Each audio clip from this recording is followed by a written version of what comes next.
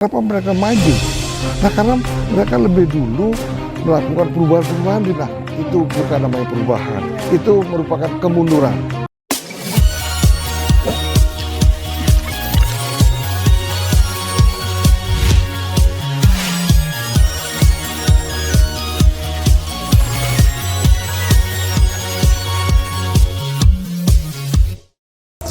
Kembali lagi di podcast Mister Puisi. Nah, bersama saya kembali Sri dan ada Mister Puisi juga. Oke, hari ini kita bakal membahas hal yang berbeda dari biasanya. Nah, apa sih pembahasan kita kali ini? Kita akan membahas tentang polemik perubahan di Indonesia. Nah, bersama Mister Puisi. Mister Puisi, gimana kabarnya hari ini? Kabarnya baik saja.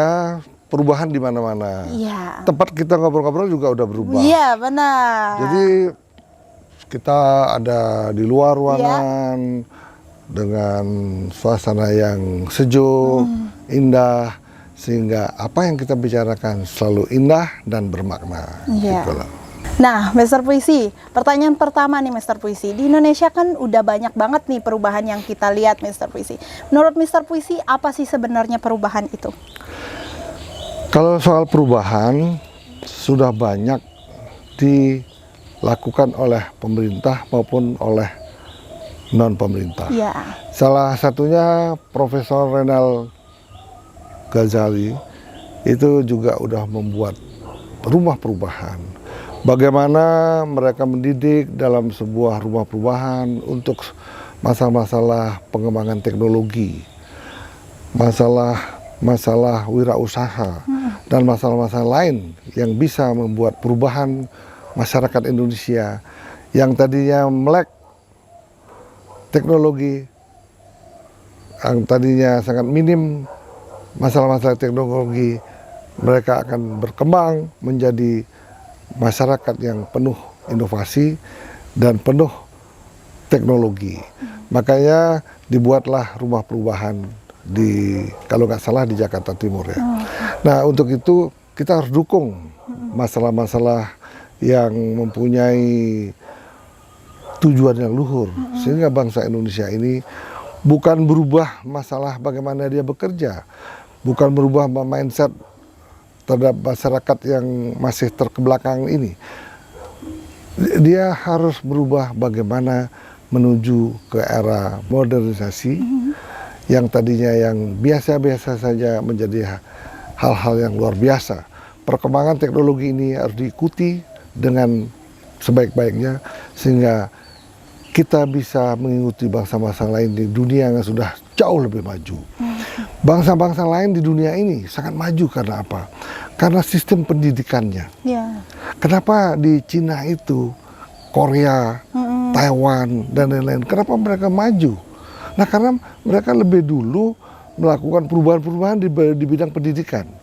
Di bidang teknologi mereka jauh lebih dulu. Sampai Taiwan pun negara kecil itu bisa sekarang menguasai teknologi chip yang banyak diekspor ke seluruh dunia. Sehingga dia menjadi negara kaya bukan karena alamnya. Dia kaya karena teknologi yang diciptakan oleh dia, di mana teknologi ini sangat dibutuhkan oleh dunia. Oke, berarti dengan teknologi ini juga merupakan sebuah perubahan yang besar ya Mister Puisi di Indonesia. Nah, Mister Puisi, selain teknologi nih, hal apa saja sih perubahan yang sudah dilakukan oleh pemerintah? Pada prinsipnya pemerintah pun sudah melakukan perubahan-perubahan sangat banyak sekali. Dengan dibuatnya IKN itu, tujuan pemerintah itu untuk melakukan dan membuat perubahan besar-besaran. Bangsa Indonesia yang tadinya tidak maju dengan teknologinya, dia akan menciptakan sebuah ibu kota baru, ibu kota negara Nusantara di Kalimantan Timur. Itu tujuannya bagaimana sehingga ada sebuah ibu kota yang semuanya mengedepankan teknologi, sehingga saatnya nanti terjadi perubahan yang luar biasa, perubahan pola pikir bangsa Indonesia ini yang tadinya tidak maju akan menjadi lebih maju, dengan teknologi juga lebih berkembang, yang akan dicanangkan di ibu kota negara. Contohnya, bagaimana sebuah ibu kota negara itu akan mempunyai suatu sistem teknologi yang integrated, di mana pola hidup bangsa Indonesia yang tadinya terkebelakang bisa menjadi dan mengikuti pola-pola hidup dengan teknologi canggih di sana. Ya, suatu saat di sana tidak ada kendaraan lain kecuali kendaraan listrik. Di sana mungkin akan ada kereta api tanpa ada masinisnya. Ada bus, ada taksi, kemungkinan di sana tidak perlu ada supir taksinya. Tidak perlu ada supir busnya. Semua berjalan dengan teknologi yang sudah direncanakan secara matang. Dan hal ini memang mungkin terjadi.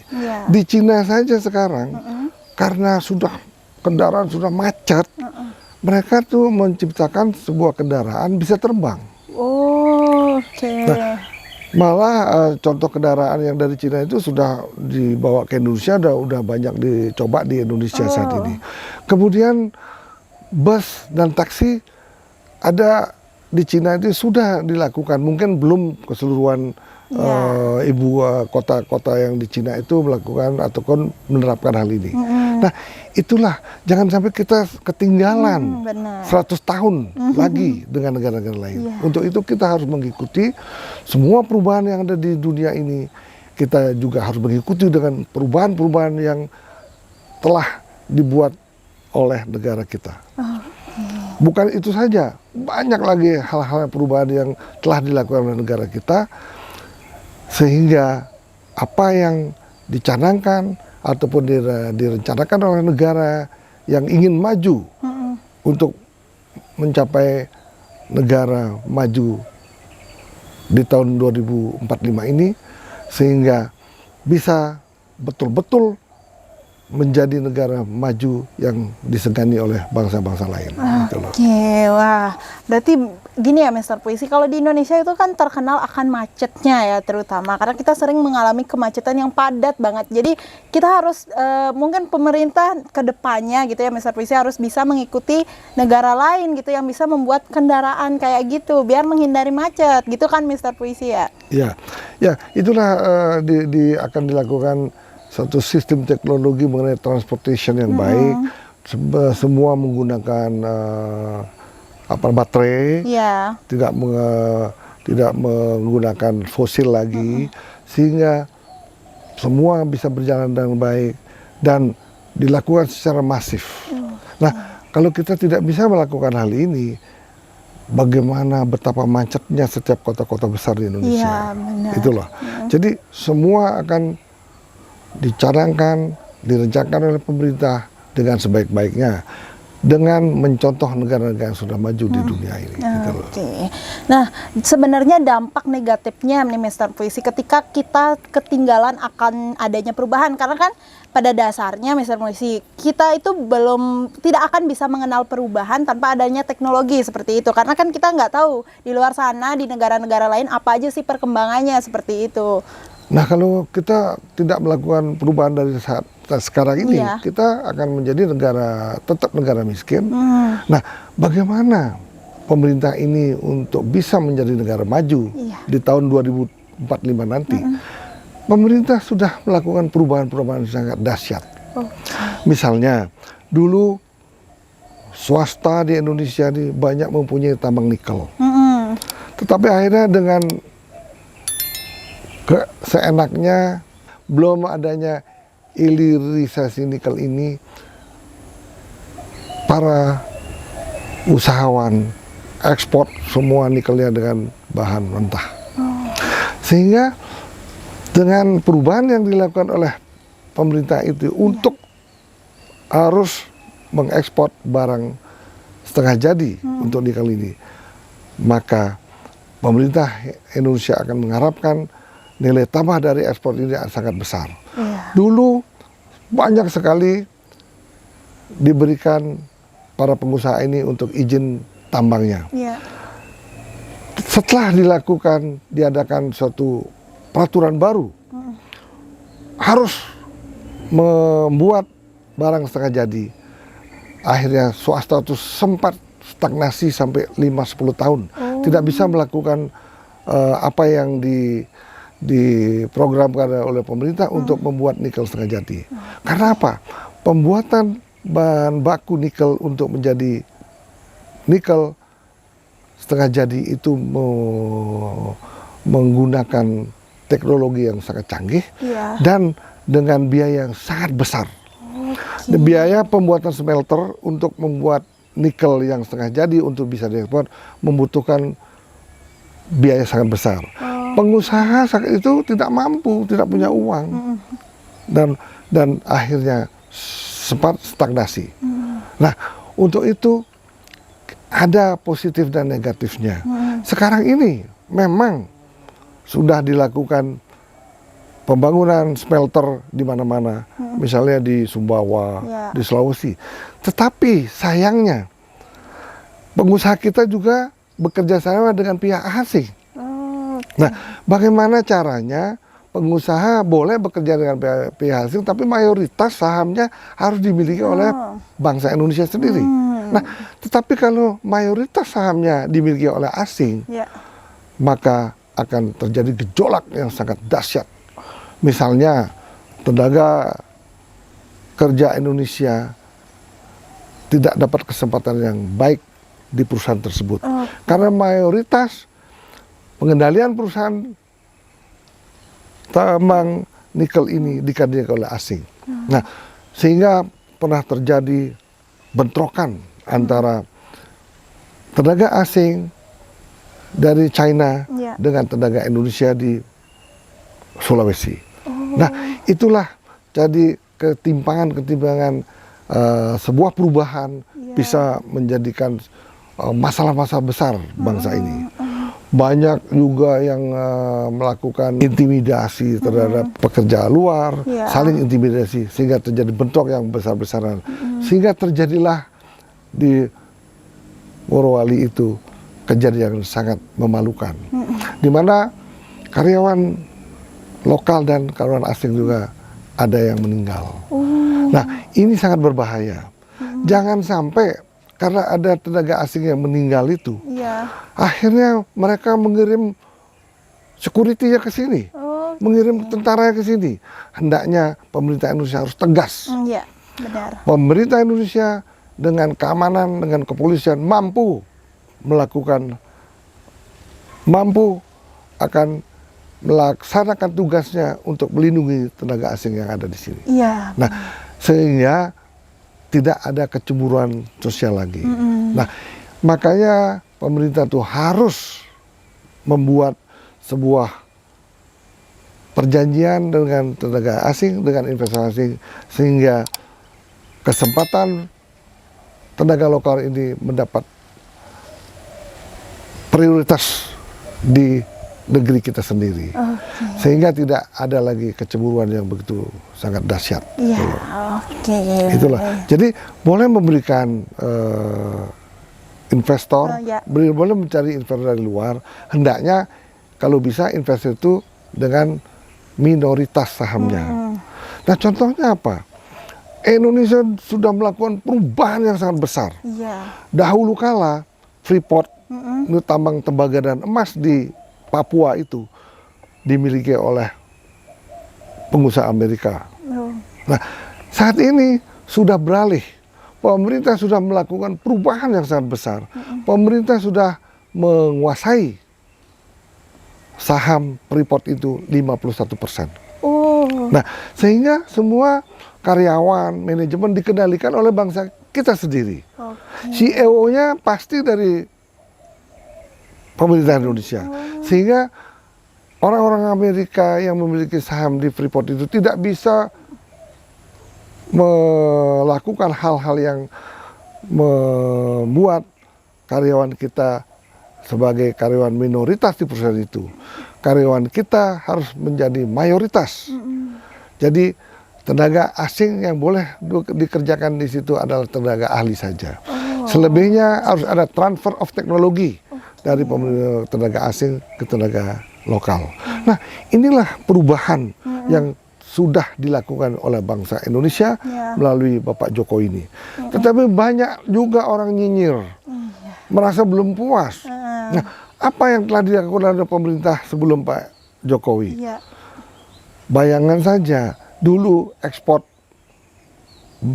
nikel, batu bara saat itu sangat kecil sekali. Ya. Dengan adanya hilirisasi nikel ini, sekarang ekspor barang tambang Indonesia sudah berlipat ganda. Oke. Nah, itulah perubahan yang sudah dilakukan. Kemudian akan ada lagi perubahan-perubahan yang sangat dahsyat. Bauksit juga akan dilakukan seperti nikel. Dan kemungkinan tambang-tambang lain juga akan dilakukan seperti nikel. Ya. Nah, tetapi jangan sekedar hanya bisa merubah bahan mentah nikel menjadi barang setengah jadi. Tetapi efek sampingnya juga akan banyak sekali. Kenapa? Bagaimana menetralisir limbah lumpur yang ada pada saat nikel itu sudah menjadi barang jadi. Nah, inilah peraturan harus ketat sekali. Ya. Jangan hanya bisa memproduksi ekspor tanpa memperbaiki ataupun melakukan pabrik untuk bagaimana merubah lumpur Menjadi nikel barang yang itu berguna menjadi mungkin. barang yang berguna Iya. dan tidak terjadi polusi Iya. baik di sungai maupun di laut. Nah, seperti yang saat ini banyak terjadi di Sumbawa dan di daerah-daerah lain. Nah, itulah perlunya pemerintah membuat regulasi yang sangat ketat. Iya. Nah, kemudian apakah pemerintah sudah memikirkan kalau sudah ada kendaraan listrik, Iya. tidak ada lagi kendaraan dengan bahan bakar fosil di bumi Iya. ini. Tiba saatnya nanti limbah-limbah baterai ini akan banyak sekali akan ini. Ini juga akan merupakan problem yang sangat dahsyat di kemudian hari. Iya, benar. Bagaimana membuat limbah-limbah baterai yang akan banyak di Indonesia ini menjadi barang yang cukup bermanfaat. Nah, kalau limbah-limbah yang nanti numpuk lagi seperti limbah plastik, ini akan membuat juga polusi di mana-mana. Iya. Nah, inilah yang perlu dipikirkan pemerintah. Perubahan boleh saja, tetapi harus memperbaiki dan memikirkan lingkungan atas perubahan yang dilakukan oleh pemerintah. Iya, wah. Ini Mr. Puisi, kan tadi Mr. Puisi juga udah mengatakan banyak hal gitu yang sudah dilakukan oleh pemerintah nih Mr. Puisi. Jadi, dan juga di Indonesia itu juga banyak perdebatan, banyak polemik gitulah tentang adanya perubahan ini. Gimana sih kira-kira caranya menghilangkan polemik ini Mr. Puisi? Nah, ada juga saya pernah nonton di televisi, di YouTube juga. Polemik ini bisa dibuat lebih baik lagi sehingga tidak ada polemik. Nah, seperti usul dari Pak Luhut sendiri mengadakan survei ke tempat kejadian yang telah lalu di pabrik nikel di Sulawesi itu. Bawa wartawan ke sana, bawa tenaga-tenaga ahli ke sana untuk mengevaluasi apakah sudah benar regulasi pemerintah ini sehingga tidak mayoritas tenaga kasar sampai tenaga ekspor semuanya datang dari luar negeri. Nah, kalau hal ini sudah dilakukan secara transparan, mungkin dibuat mengundang juga media-media lokal maupun media internasional sehingga transparansi daripada pabrik nikel mentah menjadi setengah jadi ini diketahui oleh masyarakat banyak. Jangan banyak orang yang nyinyir mengatakan A, B yang tidak tahu persis sebetulnya apa sih yang terjadi di sana. Ya, jangan sampai ada fitnah. Nah, sehingga sebaiknya pemerintah dengan logo mengirim tim independen, baik tim pemerintah maupun swasta dan wartawan, tenaga ahli juga mengirim ke semua pabrik-pabrik nikel yang ada di daerah-daerah masing-masing. Tim itu harus meninjau apakah pabrik nikel itu mencemarkan lingkungan. Apakah pabrik nikel itu membuat hutan menjadi gundul. Apabila pabrik nikel itu membuat sungai dan laut banyak lumpur. Nah, apakah pabrik nikel itu sudah membuat bagaimana menetralisir lumpur yang ada sehingga lumpur itu tidak menjadi bahan berbahaya dan bahan yang dapat mencemari lingkungan. Nah, hal ini sangat penting. Karena apa? Tanpa ada regulasi seperti ini, kita bisa akan menjadi negara kaya, tetapi saatnya negara ini penuh dengan polusi. Benar. Itu yang perlu kita usulkan dengan pemerintah. Saya yakin ini adalah merupakan suatu permulaan perubahan yang dilakukan oleh pemerintah secara besar-besaran. Sehingga bangsa Indonesia ini nantinya bisa menjadi bangsa yang maju, tidak dikalahkan oleh negara-negara kecil yang banyak di dunia ini. Oke, tepuk tangan dulu buat Mr. Puisi. Wah, Mr. Puisi nih, kalau berbicara tentang IKN nih Mr. Puisi. Nah, apakah pembentukan IKN ini merupakan salah satu perubahan besar yang ada di Indonesia, Mr. Puisi? Ini merupakan perubahan. Tapi jangan sampai ya pergantian pimpinan negara terjadi perubahan. Barang-barang yang sudah dirubah menuju perbaikan, membuat IKN yang lebih hebat dengan kota yang sustainable, yang kota yang hijau, kota yang dengan teknologi modern. Saatnya nanti apabila presiden telah berganti, diadakan sebuah perubahan, kemudian IKN ini dibatalkan. Ini sangat merugikan bangsa Indonesia. Kalau ada pemimpin seperti ini mau merubah yang sudah baik, hendaknya perlu dikritik secara tajam. Kita harus lawan pemimpin-pemimpin ini yang melakukan perubahan berdasarkan like and dislike. Nah, perubahan boleh dilakukan apabila itu mampu membuat yang lebih baik lagi.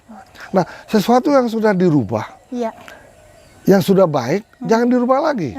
Nanti ada pemimpin baru, semua hilirisasi nikel ditunda lagi, ditutup. Nah, itu bukan namanya perubahan, itu merupakan kemunduran.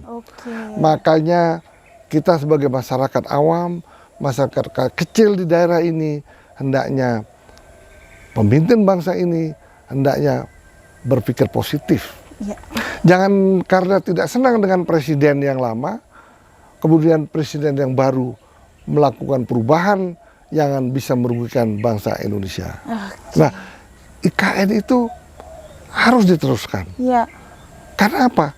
IKN ini sesungguhnya sudah dicanangkan oleh Presiden RI kita pertama, Presiden RI kita kedua, dan sekarang direalisasi oleh Bapak Jokowi.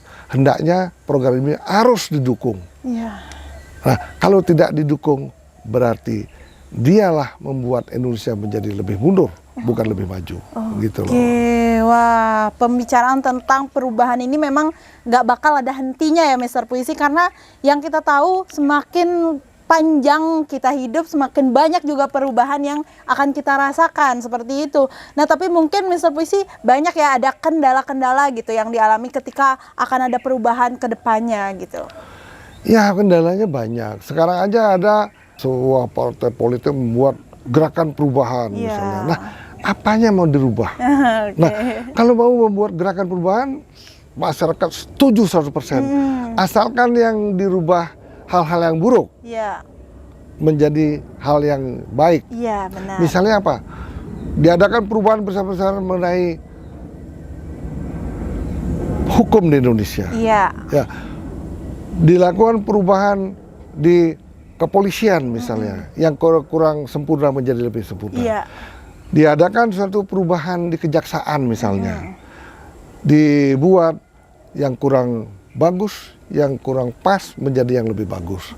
Di kepolisian, di kejaksaan, juga di aparat pemerintah. Nah, yang tadinya aparat pemerintah itu banyak terjadi korupsi di mana-mana. Karena apa? Karena teknologi belum diterapkan secara maksimal. Coba di sebuah instansi dilakukan teknologi digital ini secara masif, maka korupsi tidak akan ada lagi di Indonesia ini.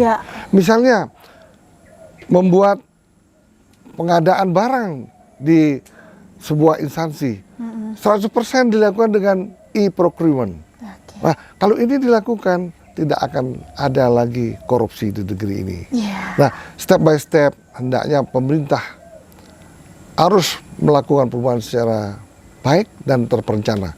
Dan sudah banyak yang dilakukan oleh pemerintah saat ini.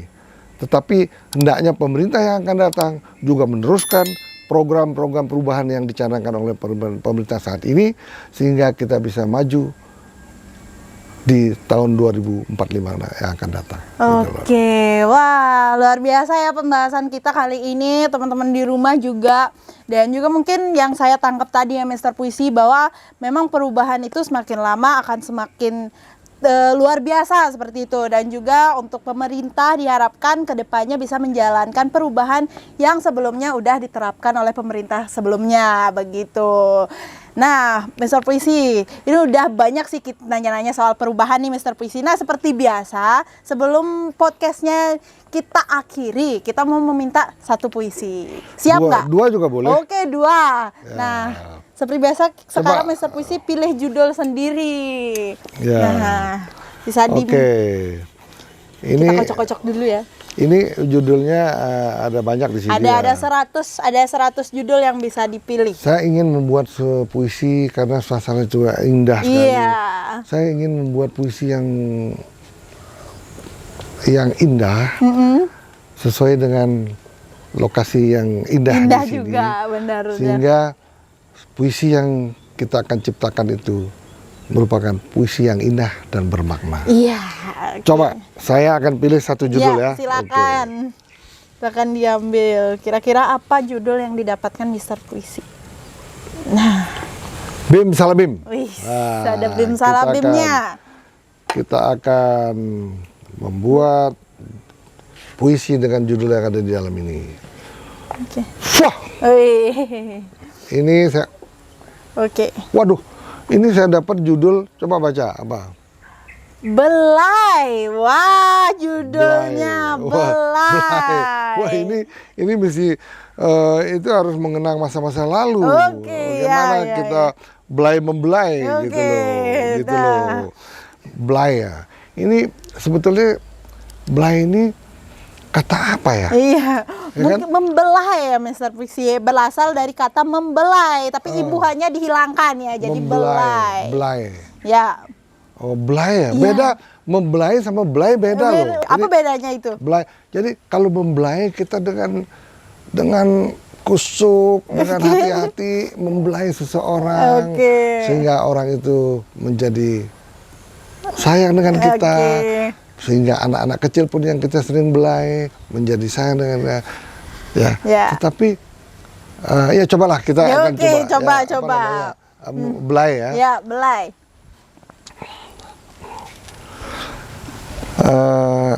Itu jangan senyum-senyum nanti jadi saya jadi grogi gitu loh. jadi belai ya. Iya. Belai ya. Aduh ini nggak mudah loh buatnya. Iya, benar. Belai. Setiap kata yang ada di pembenaran kata Indonesia sangat mempunyai arti yang penuh dengan kiasan, kadang-kadang penuh dengan tanda tanya. Janganlah kita sekedar membelai seseorang kalau hati kita belum mampu untuk membelai secara sempurna. Bila hati kita mampu membelai seseorang dengan sempurna, percayalah, seseorang yang kita belai merasakan yang sungguh mampu membuat dia menjadi baik dan merasakan keindahan betapa belayan yang diberikan oleh seseorang itu penuh arti dan penuh makna. Setiap belayan yang diberikan kepada seseorang hendaknya dimaknai bahwa sesungguhnya belayan itu membuat kita lebih baik dan lebih bisa menyayangi pasangan kita masing-masing. Oke, tepuk tangan buat Mister Puisi.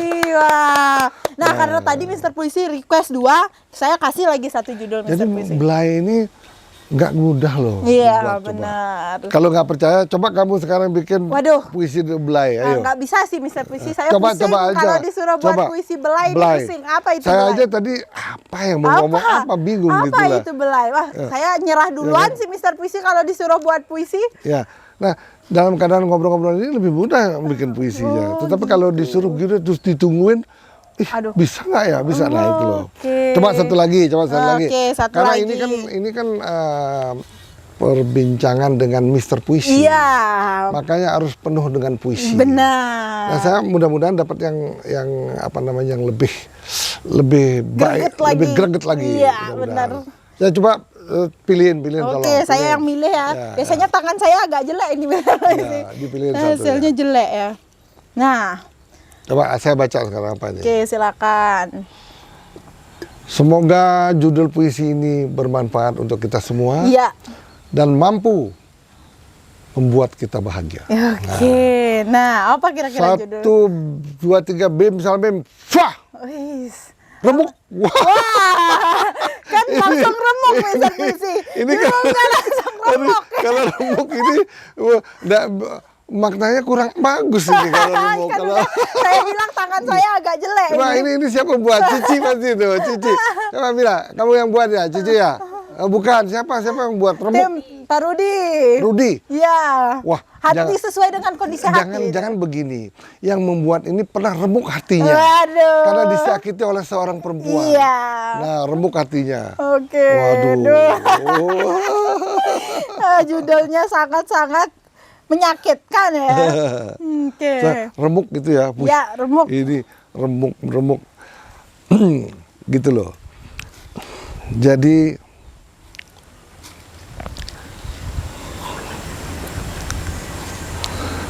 sebagai manusia yang biasa, aku bukan manusia yang luar biasa.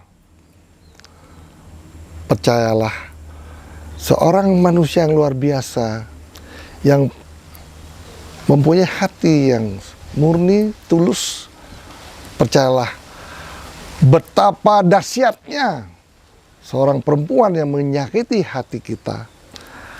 Hati kita tidak akan remuk adanya. Justru sakit hatiku itu akan kujadikan sebuah pelajaran sehingga ketika aku menemukan seorang wanita yang sungguh menghargai aku sangat menghargai dia karena percayalah wanita ini tidak membuat hati kita remuk. Untuk itu berpikirlah positif, tenangkanlah dirimu. Jangan sampai hatimu remuk, seremuk yang membuat hati ini sakit. Sehingga betapa remuk hatimu, kamu jalani dengan tersenyum. Ketika itu remuk hatimu membuat hati kita selalu berbahagia. Oke, tepuk tangan dulu buat Mister Puisi. Wah. Aduh, ini perlu diedit juga nih karena kalau sebetulnya kan kalau orang bikin puisi kan kita tulis, Iya, gosok lagi, iya, ganti katanya. benar. Ini kita terus harus disuruh ngomong tapi yang dengan kata-kata yang sulit gitu loh. Ya, benar. Nah, tetapi kita coba merangkai. Tetapi puisi yang ada ini kalau kita ketik Ya. bisa kita edit Ya, sehingga menjadi benar. lebih sempurna. Iya, gitu loh. oke. Wah, kali ini luar biasa banget ya pembahasan kita tentang perubahan, bagaimana itu perubahan dan apa saja perubahan yang ada di Indonesia, semuanya udah kita bahas. Nah, kita juga udah ngedengerin puisi yang bermakna banget tuh dari Mister Puisi. Dan buat teman-teman di rumah, semoga podcast kali ini bermanfaat buat kalian semua. Terima kasih sudah menonton channel Mister Puisi. Jangan lupa like, komen, dan subscribe. Saya Nyani dan Mister Puisi. Sampai jumpa lagi. Tepuk Bye-bye. tangan.